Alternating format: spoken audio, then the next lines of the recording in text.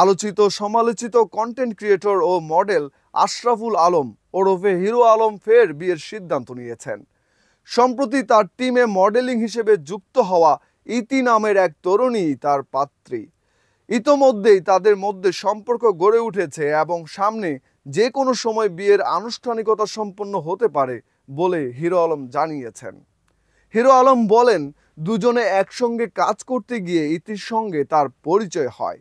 কাজ করতে গিয়ে তাদের মধ্যে ভালো লাগা শুরু হয় এবং এই সম্পর্ক থেকে তাদের মধ্যে প্রেমের সম্পর্ক সৃষ্টি হয়। তিনি বলেন, মেয়েটাকে আমার বেশ ভালো লেগেছে, সেও আমাকে প্রচণ্ড ভালোবাসে এবং পছন্দ করে। আমি তাকে বিয়ে করতে চাই, সেও আমাকে বিয়ে করতে চায়। খুব শিগগিরই আমরা বিয়ে করে ফেলব।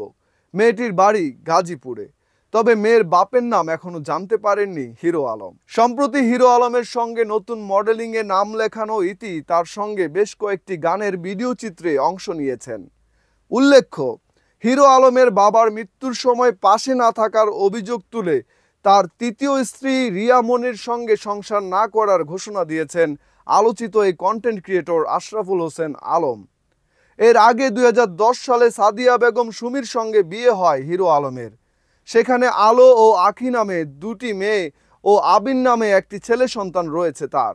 এই স্ত্রীর সাথেও হিরো আলমের মামলা মোকদ্দমা চলমান রয়েছে, তবে তার প্রথম স্ত্রীর সঙ্গে ছাড়াছাড়ি হওয়ার বিষয়টি নিশ্চিত হওয়া যায়নি।